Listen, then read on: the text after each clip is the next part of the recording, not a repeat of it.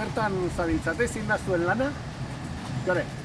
Pues batez ere, atentzio ematen diogu behiei, bai esnetako eta bai haragitako behiei, ardiei ere bai, eta tartean behin ere tokatzen dire zaldiak eta bar, atenditzia.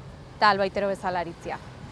Asier, manatuta daukazue pixka bat lan eremua, edo deien arabera nola egiten duzue?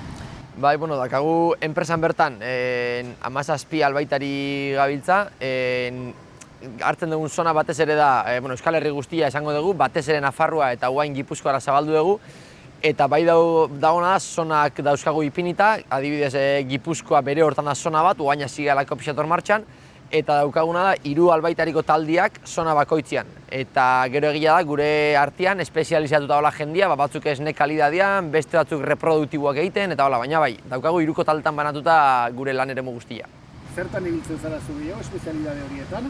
Bai, ni neu espezialidade horietan zehazki ez nago baten murgilduta, Gipuzkoan zaten bezala, guantxe hasi gehan pixka batez zerbitzua ematen eta bai joan eta bai ni bilok ibiltzea pixka bat tokatzen da egiten. Izan lehike esne ikulutan reproduktiboak egiten, haragi ikulutan inseminatzen, jaiotzak gaten diten, edota baita batzutan hauntze nanuekin, ardilekin, behorrekin eta hola.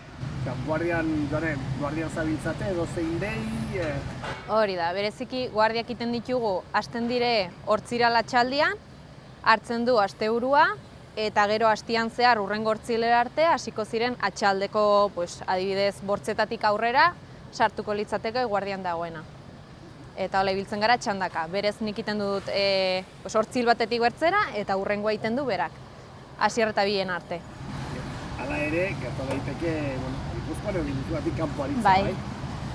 Sortatzen alda, tarteka, batez ere, ni igual Asier gutxiago, hurbiltasunaren gatika, ni beran nagoenez, tarteka tokatzen zait, baztan aldian ere sartzia, lana mugitzen den tokian, pixko bat errefortzu moduan aritzia.